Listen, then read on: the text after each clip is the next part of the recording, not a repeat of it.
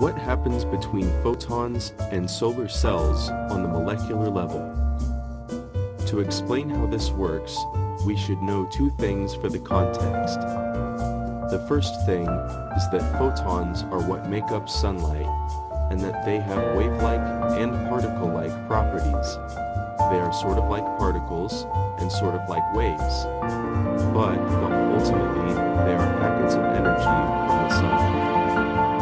The second thing is that all electricity really is electric current, or the movement of electrons. As we look at the solar panel, we see that it is basically glass over two types of silicon. As we move in and look at the layers, there is a junction that separates these two types of silicon. What happens to these two sheets is that they are doped or laced with other materials so that they are charged. The top layer of silicon is laced with a material so that it will be charged negatively by having extra electrons. In a lot of cases, it will be silicon mixed with phosphorus. This is the N-type silicon. The lower layer is laced with a material such as boron, so that it will lack electrons, and then there will be holes where these electrons should be, and therefore positively charging them. This is the P-type silicon. Now there is an electric field because of the charges they want to neutralize, and therefore it's a positive junction, which will overlap electrons moving from the P-type to the N-type, sort of like how a diamond works.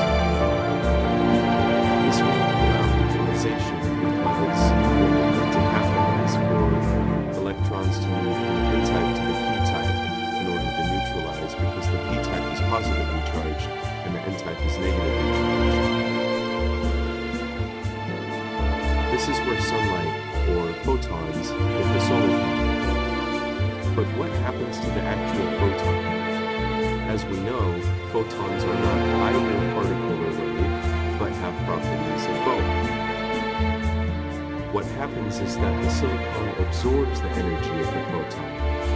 This is a more wave-like property of photons, because matter, a particle in this case, can neither be created nor destroyed. The absorption of the photon gives enough energy to knock an electron from the P-type silicon to the N-type silicon, therefore increasing the voltage by making the negative or positive silicons more negative or positive. This doesn't neutralize the charges, but gives more potential. This potential can allow for electric current to flow when the silicons are connected to a circuit. Electric current flows because the negative charges of the N-type move through the circuit to the P-type, where electrons are knocked over the band gap that is the junction to repeat the process.